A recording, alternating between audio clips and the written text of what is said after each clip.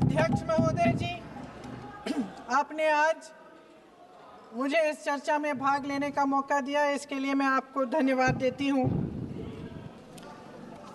आज जिस विषय पे हम चर्चा कर रहे हैं वह केवल एक विषय नहीं है, भारत की आत्मा का एक हिस्सा है।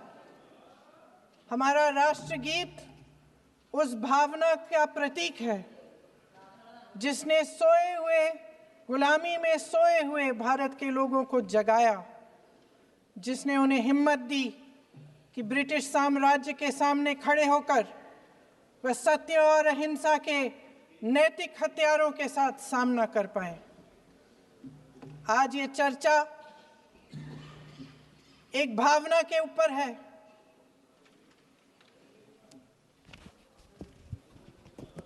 और जब हम वंदे मातरम का नाम लेते हैं तो वही भावना हमारे दिल में उजागर होती है। जब हम वंदे मातरम का नाम लेते हैं तो हमें उस पूरे इतिहास की याद आती है जो स्वतंत्रता संग्राम का इतिहास था, उसकी पीड़ा, उसका संघर्ष, उसका साहस, उसकी नैतिकता, उसका जो बल था कि ब्रिटिश साम्राज्य उसके सामने झुका। अध्यक्ष महोदय, वंदे मातरम उस आधुनिक राष्ट्रवाद की अभिव्यक्ति है जिसने भारत के लोगों को एक राजनीतिक और नैतिक आकांक्षा से जोड़ा, जिसने भारत के लोगों को एक साझा नियति के उत्तराधिकारी, एक साझा भविष्य के निर्माता के रूप में देखा। लेकिन आज की ये बहस मुझे कुछ अजीब सी लग रही है। जैसे मैंने कहा, ये गीत देश की आत्मा का हिस्सा बन चुका है। 150 सालों से देशवासियों के दिलों में ये गीत बस चुका है। 75 सालों से हमारा देश आजाद है, तो फिर आज इस बहस की क्या आवश्यकता है?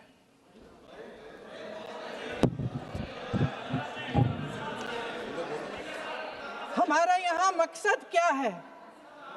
जनता से हमें दिया गया दायित्व, जनता का विश्वास, उनके प्रति हमारी जिम्मेदारी, हम किस तरह से इसका इस्तेमाल कर रहे हैं, हमें ये सोचना चाहिए।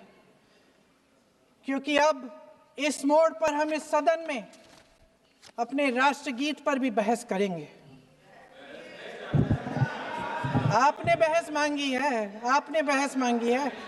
आप तो इलेक्टोरल रिफॉर्म्स की बहस नहीं मांग रहे थे कि जब तक हम इस पर बहस नहीं करेंगे तब तक उस पर बहस नहीं होगी।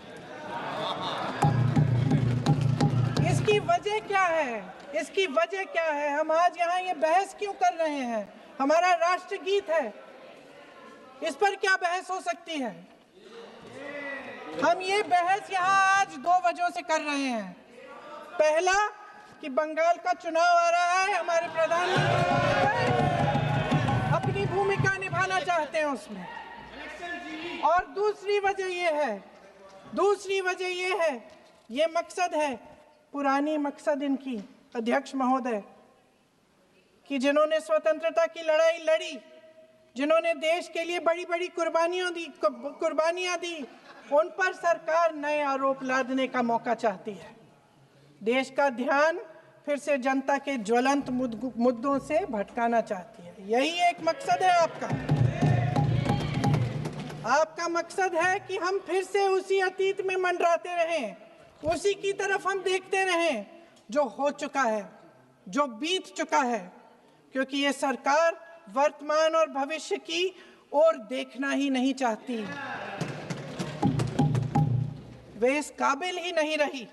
सच्चाई ये है अध्यक्ष महोदय कि आज मोदी जी वह प्रधानमंत्री नहीं रहे जो एक समय में थे। सच ये है कि ये दिखने लगा है, उनका आत्मविश्वास घटने लगा है, उनकी नीतियां देश को कमजोर कर रही हैं। और मेरे सत्ता पक्ष के साथी चुप इसलिए हैं क्योंकि अंदर अंदर से वे भी इस बात से सहमत हैं। आज देश के लोग खुश नहीं हैं अध्यक्ष महोदय, परेशान हैं, तमाम समस्याओं से घिरे हुए हैं, तमाम समस्याओं से घिरे हुए हैं और उन समस्याओं का हल आप निकाल नहीं रहे हैं।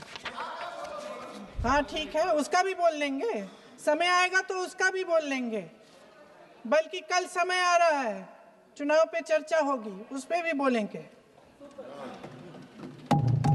अध्यक्ष महोदय, इनके भी अपने लोग दबी जबान में कहने लगे हैं कि सारी सत्ता को केंद्रित करने से देश का नुकसान हो रहा है। इस बीच अगर हम अतीत की बातें नहीं करेंगे तो कौन सी बातें करेंगे? ये किसी और बात के काबिल ही नहीं है, सिर्फ ध्यान भटकाना है जनता का। इसलिए आज हम वंदे मातरम पर चर्चा कर रहे हैं। वंदे मातरम देश के कण कण में जीवित है, इस पर बहस नहीं हो सकती। लेकिन चलिए, आपने बहस मांगी, आप बहस करना चाहते हैं, बहस करते हैं। आज इस चर्चा को प्रधानमंत्री जी ने शुरू किया, उन्होंने भाषण दिया और इसको कहने में कोई झिझक नहीं है कि भाषण अच्छा देते हैं, थोड़ा सा लंबा, लेकिन भाषण अच्छा देते हैं। सिर्फ एक कमजोरी है, अगर आप इजाजत दें तो मैं बोलूं, एक कमजोरी है। हाँ, उसी पे बोल रहे हैं, वंदे मातरम पे बोलो आप। अब सर मैंने तारीफ कर ली, तो थोड़ा और विषय वंदे मातरम का है तो हम वंदे मातरम पर ही रखें, ठीक रहेगा। सर ये वंदे मातरम पे ही है। सर आपने प्रधानमंत्री जी तक सुना था, अब तो शुरू नहीं हुए। सर भाषण बहुत अच्छा देते हैं, लेकिन तथ्यों के मामले में कमजोर पड़ जाते हैं, बहुत कमजोर। इसमें भी एक कला होती है कि तथ्यों को किस तरह से जनता के सामने रखा जाए। मैं तो नहीं हूं, जनता की प्रतिनिधि हूं, कलाकार तो नहीं हूं। इसीलिए मैं भी सदन के सामने कुछ तथ्य रखना चाहती हूं, लेकिन सिर्फ तथ्य के रूप में रखना चाहती हूं।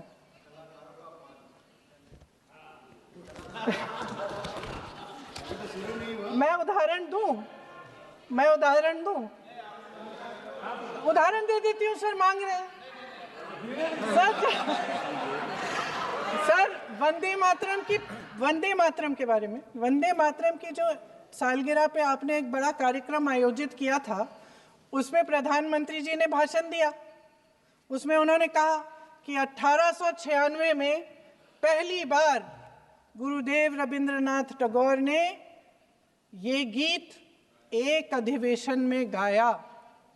उन्होंने ये नहीं बताया कि कौन सा अधिवेशन था, महासभा, हिंदू महासभा का अधिवेशन था, आरएसएस का अधिवेशन था। किस बात से कतरा रहे थे कि ये कांग्रेस का अधिवेशन था? और उदाहरण दूं कि मैं अपना भाषण जारी रखूं? दे रही हूं। जो वंदे मातरम की जो क्रोनोलॉजी है वो भी आप समझिए, जो असली क्रोनोलॉजी है। 1875 में महाकवि बंकिम चंद्र चट्टोपाध्याय ने इस गीत के पहले दो अंतरे लिखे, जो आज हमारे राष्ट्रगीत घोषित हुए हैं, मतलब जो घोषित हुए थे और जिसको हम आज अपना राष्ट्रगीत कहलाते हैं।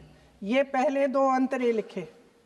1882 में 7 साल बाद उनका एक उपन्यास प्रकाशित हुआ, आनंद मठ। उस उपन्यास में यही कविता उन्होंने प्रकाशित की, लेकिन इसमें 4 अंतरे जोड़ दिए।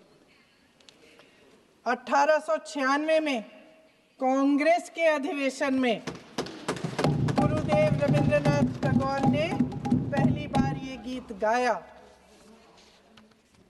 1905 में बंगाल के विभाजन के खिलाफ आंदोलन के समय वंदे मातरम जनता की एकता की गुहार बनकर गली गली से उठा। गुरुदेव रविंद्रनाथ टैगोर जैसे महान स्वतंत्रता सेनानी इस गीत को खुद गाते हुए बंगाल की सड़कों पर उतरे। विद्यार्थियों से लेकर किसानों तक, व्यापारियों से लेकर वकीलों तक हर कोई ये गीत गाने लगा। इस गीत की शक्ति को समझिए। ब्रिटिश साम्राज्य इसको सुनकर कांपता था और हमारे देशवासी इसको सुनकर वे मन बनाते थे, वे हिम्मत बनाते थे कि इस भयंकर साम्राज्य के खिलाफ सत्य और अहिंसा के नैतिक हथियारों को लेकर शहीद होने की तैयारी करते थे। ये गीत मातृभूमि के लिए मर मिटने की भावना को जगाता है। इस गीत की शक्ति ये है, इस गीत का हमारे देश से जुड़ाव ये है। लेकिन 1930 के दशक में हमारे देश में जब सांप्रदायिक राजनीति उभरी, तब ये गीत विवादित होने लगा। 1937 में, अब ये मैं दूसरा उदाहरण देने वाली हूँ क्योंकि प्रधानमंत्री जी ने अपने भाषण में इसका उल्लेख किया और गलत किया, इसीलिए मैं इसके जो सच्चे जो तथ्य हैं वो आपके सामने रख रही हूँ। 1937 में नेताजी सुभाष चंद्र बोस कांग्रेस का अधिवेशन कलकत्ता में होने जा रहा था, उसका आयोजन कर रहे थे। तो जो मोदी जी ने पत्र सुनाया सदन में 20 अक्टूबर का और कहा कि जवाहरलाल नेहरू जी ने नेताजी को ये चिट्ठी लिखी और ये कहा कि इस पर चर्चा होनी चाहिए, उससे पहले 3 दिन पहले नेताजी सुभाष चंद्र बोस ने पंडित जवाहरलाल नेहरू को एक चिट्ठी लिखी थी जिसका जिक्र आपके प्रधानमंत्री ने नहीं किया। और इस चिट्ठी में सुन लीजिएगा,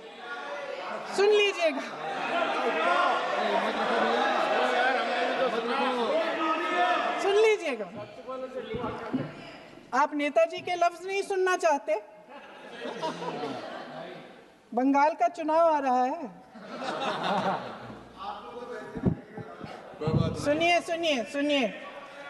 सुनिए। हाँ, कोई बात नहीं, हम तो देश के लिए हैं, हम देश के लिए हैं। आप चुनाव के लिए, हम देश के लिए हैं। हम जितने भी चुनाव हारे, हम यहाँ बैठे रहेंगे और आपसे लड़ते रहेंगे और आपकी विचारधारा से लड़ते रहेंगे।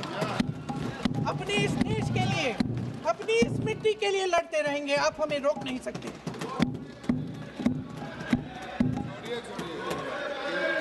सुन लीजिए सुभाष चंद्र बोस जी ने क्या कहा, सुन लीजिए। My dear Jawahar, reference Vande Mataram. We shall have a talk in Calcutta and also discuss the question in the working committee if you bring it up there. I have written to Dr. Tagore to discuss this matter with you when you visit Santi Niketan. Please do not forget to have a talk with him when you visit Santi Niketan. ये 17 अक्टूबर को लिखी जाती है। 10 अक्टूबर को नेहरू जी इसका जवाब देते हैं और और 20 अक्टूबर को, हाँ ठीक है, 20 अक्टूबर को नेहरू जी इसका जवाब देते हैं।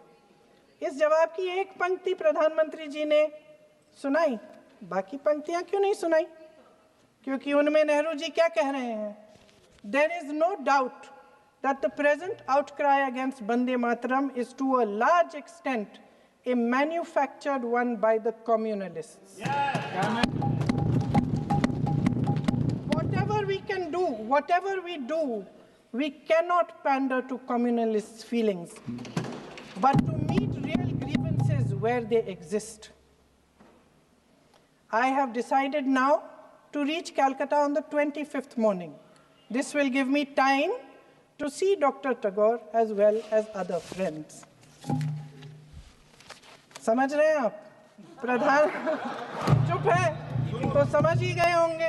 फिर क्या होता है? फिर नेहरू जी कलकत्ता जाते हैं और गुरुदेव जी से मिलते हैं और उसके अगले दिन गुरुदेव जी एक चिट्ठी लिखते हैं जिसमें वो लिखते हैं, अंग्रेजी में चिट्ठी है, उसका एक अंश मैं आपको हिंदी में बता देती हूँ, जिसमें गुरुदेव जी कहते हैं कि जो 2 अंतरे हमेशा गाए जाते थे उनका महत्व इतना गहरा था कि उस हिस्से को कविता के शेष हिस्से तथा पुस्तक के उन अंशों से अलग करने में उन्हें कोई कठिनाई नहीं थी। उन्होंने ये कहा कि स्वतंत्रता संग्राम में हमेशा से वही दो अंतरे ही गाए जाते थे और उनको गाते हुए कुर्बानी देने वाले सैकड़ों शहीदों के सम्मान के लिए उन्हें ऐसे ही गाना उचित रहेगा। उन्होंने यह भी कहा कि बाद में जोड़े गए अंतरों का सांप्रदायिक मायना निकाला जा सकता है और उस समय के माहौल में उनका इस्तेमाल अनुचित होगा। इसके बाद 28 अक्टूबर 1937 में कांग्रेस की कार्य समिति ने अपने प्रस्ताव में वंदे मातरम को राष्ट्रगीत घोषित किया। उन्हीं दो अंतरों को कार्य समिति की बैठक में महात्मा गांधी जी, नेताजी सुभाष चंद्र बोस, पंडित नेहरू, आचार्य नरेंद्र देव जी, सरदार पटेल जी, गुरुदेव रविंद्रनाथ टैगोर जी सब मौजूद थे। इस प्रस्ताव के ये सभी महापुरुष इस प्रस्ताव से सहमत थे। आगे क्या होता है ये भी सुना लूं। भारत की आजादी के बाद जब इसी गीत के इन्हीं दो अंतरों को 1950 में डॉक्टर राजेंद्र प्रसाद जी ने संविधान समिति में भारत का राष्ट्रगीत घोषित किया, तब लगभग यही महापुरुष मौजूद थे। इनके साथ साथ B.R. अम्बेडकर जी भी सभा में थे और इनके साथ साथ मेरे सत्ता पक्ष के साथियों के नेता श्री श्यामा प्रसाद मुखर्जी भी मौजूद थे। वही दो अंतरे राष्ट्रगीत घोषित किए। किसी ने कोई आपत्ति जारी नहीं की, कोई आपत्ति नहीं जताई। वैसे इन तथ्यों के साथ जुड़ा एक और तथ्य भी है जो मैं यहाँ पे आपके सामने रखना चाहती हूँ। आज हम अपने राष्ट्रगीत पर बहस कर रहे हैं, लेकिन हमारा राष्ट्रगान भी एक कविता का एक अंश ही है, एक लंबी कविता का एक अंश है। और इन दोनों राष्ट्रगीत और राष्ट्रगान के अंश को चुनने में सबसे बड़ी भूमिका गुरुदेव रविंद्रनाथ टैगोर की थी। वंदे मातरम के स्वरूप पर सवाल उठाना, जिसे संविधान सभा ने स्वीकार किया, न सिर्फ उन महापुरुषों का अपमान करना है जिन्होंने अपने महान विवेक से ये निर्णय लिया, मगर एक संविधान विरोधी मंशा को भी उजागर करता है। क्या सत्ता पक्ष के हमारे साथी इतने अहंकारी हो गए हैं कि अपने आप को महात्मा गांधी जी से, रविंद्रनाथ टैगोर जी से, राजेंद्र प्रसाद जी से, बाबा साहब अम्बेडकर जी से, मौलाना आजाद जी से, सरदार पटेल जी से, सुभाष चंद्र बोस जी से बड़ा समझने लग गए हैं? मोदी जी का अपने भाषण में ये कहना कि राष्ट्रगीत को एक विभाजनकारी सोच द्वारा काटा गया, उन सब महापुरुषों का अपमान है जिन्होंने अपना पूरा जीवन इस देश की आजादी की लड़ाई में झोंक दिया। वंदे मातरम को विभाजित करने का आरोप लगाकर आप पूरी संविधान सभा पर आरोप लगा रहे हैं, उसके हर एक नेता को दोषी ठहरा रहे हैं। यह हमारी संविधान सभा और हमारे संविधान का खुला वार है। और जहां तक जवाहरलाल नेहरू जी की बात है, जितनी देर हमारे प्रधानमंत्री देश के प्रधानमंत्री रहे हैं, 12 साल हो गए हैं, लगभग उतने ही सालों के लिए जवाहरलाल नेहरू जी जेल में रहे। किस लिए? इस देश की आज़ादी के लिए। उसके बाद 17 साल के लिए प्रधानमंत्री रहे। आप बड़ी आलोचना करते हैं इनकी, लेकिन अगर इन्होंने इसरो नहीं बनाया होता तो आज आपका मंगलयान नहीं होता। अगर DRDO नहीं बनाया होता तो तेजस नहीं बनता। अगर IIT और IIM नहीं बनाए होते तो हम आज IT में आगे नहीं होते। अगर एम्स नहीं बनाया होता तो हम कोरोना की जब बड़ी चुनौती का सामना कैसे करते? हाँ, वही बना कुछ भी। इसका मतलब है इस मुद्दे का जवाब नहीं है आपके पास। अगर इन्होंने BHEL, गेल, सेल, भाखड़ा नंगल ये सब नहीं बनाया होता जो आप सब बेच रहे हैं, तो ये विकसित भारत कैसे बनता? और मत कहिए बाकी पंडित जवाहरलाल नेहरू इस देश के लिए जिए, सुन लीजिए, बेच लो यार, और बाकी भी बेच देंगे जी। पंडित जवाहरलाल नेहरू इस देश के लिए जिए और देश की सेवा करते करते उन्होंने दम तोड़ा। फिर भी सुन लीजिए, मेरी एक सलाह ले लीजिए, मेरी एक सलाह ले लीजिए। सर मैं आपको आपके माध्यम से सलाह दे रहे हैं, हम छोड़ना नहीं। सर मैं आपके माध्यम से एक सलाह दे देती हूँ। हमारे प्रधानमंत्री महोदय 12 सालों से इस सदन में हैं, मैं मात्र 12 महीनों से हूँ। फिर भी छोटी सी सलाह है। उन्होंने अभी हाल ही में चुनाव था, कुछ महीनों पहले उन्होंने एक सूची निकाली थी कि विपक्षी दलों ने और विपक्ष के नेताओं ने कितने अपमान किए हैं इनके, और उसमें शायद 90-99 ऐसे उन्होंने अपमानों की सूची बनाई थी। तो मैं उनको एक छोटी सलाह देना चाहती हूँ कि नेहरू जी से जितनी भी शिकायतें हैं, जितनी भी गलतियाँ उन्होंने की आपके जहन में, जितनी भी गालियाँ देनी है, जितना भी अपमान करना है, उसकी भी एक सूची बना दीजिए। नहीं, बात खत्म नहीं है। 999 अपमान, 9,999 अपमान, सूची बना दीजिए और फिर हम एक समय निर्धारित करते हैं। जैसे हमने 10 घंटे आज वंदे मातरम पर हमने बहस किया है ना, उस तरह से हम अध्यक्ष महोदय जी से पूछेंगे, एक समय निर्धारित करेंगे, 10 घंटे, 20 घंटे, 40 घंटे, जितने घंटों में आपकी ये शिकायत पूरी हो जाए, माननीय सदस्य आप तो आप शांत हो जाएं और हम बहस कर लेंगे। लेकिन इस सदन का कीमती समय, जिसके लिए हमें यहाँ पे जनता ने भेजा है, जैसे हमें जनता की समस्याओं को हल करने के लिए चर्चा करनी चाहिए, इस्तेमाल करना चाहिए, उसको एसी के लिए इस्तेमाल करिए। उसके बाद जैसे अंग्रेजी में कहते हैं ना, जैसे अंग्रेजी में कहते हैं कि once and for all let's close the chapter, close कर लीजिए। देश सुन लेगा क्या क्या शिकायतें हैं, किसने क्या किया, इंदिरा जी ने क्या किया, राजीव जी ने क्या किया, परिवारवाद क्या होता है, नेहरू जी ने कौन सी गलतियां की, सुना लीजिए, फिर खत्म। उसके बाद बेरोजगारी, महंगाई,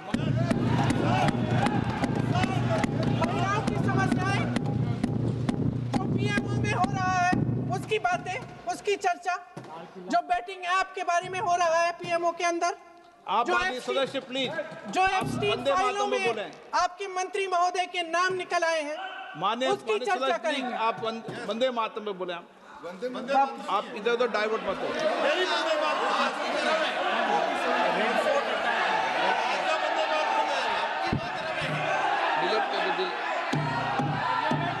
क्या हो गया? आप 1 मिनट, हाँ कर दो।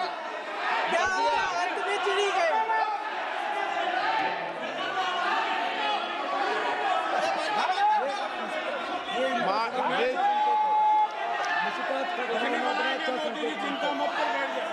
बहुत बढ़िया। माननीय आगे सदस्य, 1 मिनट, माननीय सदस्य, आगे बढ़ो आप महोदय, आगे वंदे बढ़ो। मातरम पर सार्थक चर्चा करें। ठीक सर, इधर उधर सर, बात डाइवर्ट मत यही हो। थी सर, संक्षिप्त में बात यही थी कोई डाइवर्ट नहीं कि होना हम चाहिए। अतीत अपन में को बातें करते रहते हैं। माननीय सदस्य नहीं, आप बिना तथ्यों के कोई बात नहीं करें। आप वंदे मातरम पे बोले उचित रहेगा।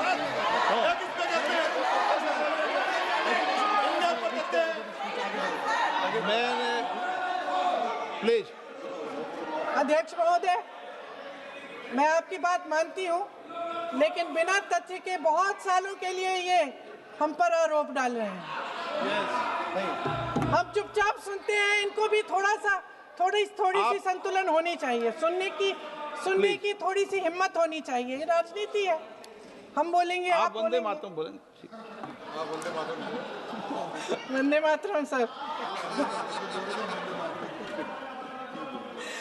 महोदय, आज की ये बहस सिर्फ ध्यान भटकाने के लिए की जा रही है, क्योंकि ये सरकार इस देश के वर्तमान की असलियत छिपाना चाहती है। आज देश का युवा कितना परेशान है, कितनी मुश्किल में है, पेपर लीक होते रहते हैं, बेरोजगारी है, महंगाई इतनी बढ़ चुकी है, इसकी चर्चा हम सदन में क्यों नहीं कर रहे हैं? आरक्षण के साथ जो हो रहा खिलवाड़ है उसकी चर्चा हम यहाँ क्यों नहीं कर रहे हैं? महिलाओं की बात होगी, बड़े बड़े ऐलान होंगे, मगर उनकी परिस्थितियों को सुधारने के लिए कोई ठोस कदम यहाँ क्यों नहीं उठाया जा रहा है? इन्हीं दरवाजों के बाहर खड़े होकर पत्रकार तरह थे। आपने कहा कि आरोप मत लगाइए बगैर तथ्य के, तो मैं बोलूं कि नहीं बोलूं? नहीं, बिल्कुल नहीं। नो, आप उधर की बात मत बोलो। आप जल्दी से बोल लेते हो, फिर आप सदन में बंद जो कर कुछ देना। भी बोले हैं वो तथ्यों से बोले। आपको हर चीज ऑथेंटिक करनी पड़ेगी, इसलिए आप तथ्यों से बोले। तत्ते पे लगाए। अच्छा सर, बड़े बड़े शहरों में प्रदूषण है, लेकिन हम इस सदन में बैठकर सिर्फ छोटी छोटी बातें करेंगे। जी, जो अतीत की बातें हैं ना, जो बार बार आप चाहते हैं कि हम पीछे देखें, लेकिन हम आगे भविष्य की बात, वर्तमान की बात, जो असली समस्याएं हैं उनकी बात न करें, ये छोटी बात होती है। आप में हिम्मत है तो भविष्य की बात करिए, हिम्मत है तो बात करिए कि बेरोजगारी क्यों है, कि पेपर लीक क्यों होते हैं। आप चेयर को एड्रेस करें। आपको अच्छा, खत्म कर लेती हूँ, चेयर के एड्रेस करो आप। अध्यक्ष महोदय जी, सच्चाई ये है कि इनका शासन दमन का शासन है। इनकी राजनीति दिखावे की राजनीति है, इवेंट मैनेजमेंट की राजनीति है, चुनाव से चुनाव तक राजनीति है, तरह तरह के ध्यान भटकाने वाले मुद्दों की राजनीति है।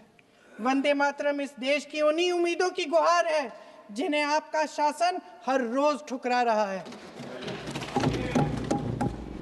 आज भी सरहद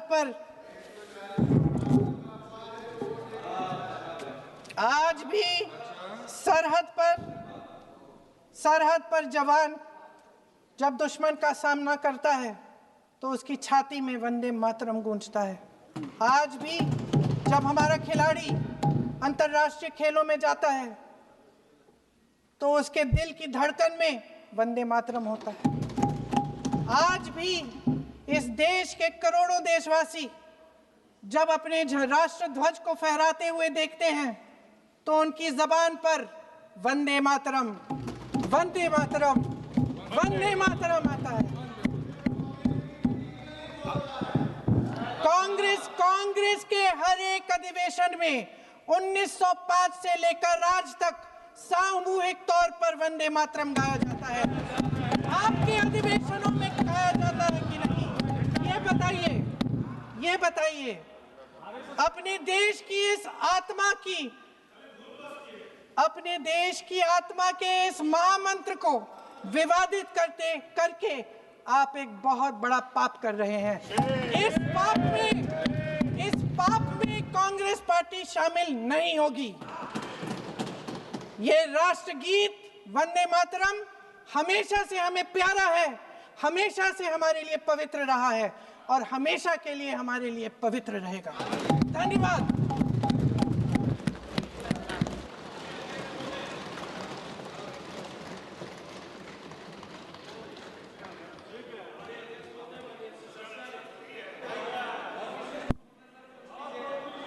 माननीय अध्यक्ष महोदय, माननीय सदस्य ने अपना वक्तव्य देते हुए अभी ये कहा कि वंदे मातरम जब महान कवि बंकिम दास चटर्जी जी ने लिखा था, तब उन्होंने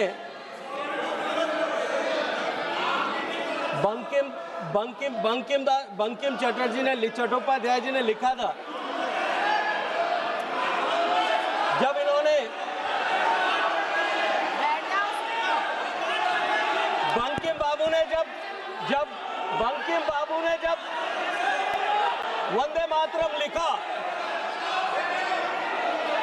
तब उन्होंने 2 टुकड़ों में उसको अलग अलग जगह पर लिखा था। उन्होंने ये कहा कि 1875 में उन्होंने केवल 2 स्टैंजा लिखे थे और बाद में 1882 में 7 साल बाद में उन्होंने उसके बचे हुए 5 स्टैंजा जो है उसके बाद में लिखे थे। मेरा अनुरोध सिर्फ समय इतना बोल आपके सकते हैं माध्यम से ये है प्लीज। कि वे वो जवाब नहीं दे रहे, इसको ऑथेंटिकेट करें कि वो ये सूचना उनको कहां से मिली है। भाजपा का समय है और बोल सकते हैं। क्योंकि बंकिम गवेषणा केंद्र नौहाटी जो है, जो बंकिम बाबू की जन्मस्थली पर बना हुआ गवेषणा केंद्र एक इन्वेस्टिगेशन सेंटर है जो शोध केंद्र के रूप में काम कर रहा है। वो ये कहता है कि बंकिम बाबू ने पूरा वंदे मातरम एक बार एक ही साथ में लिखा था।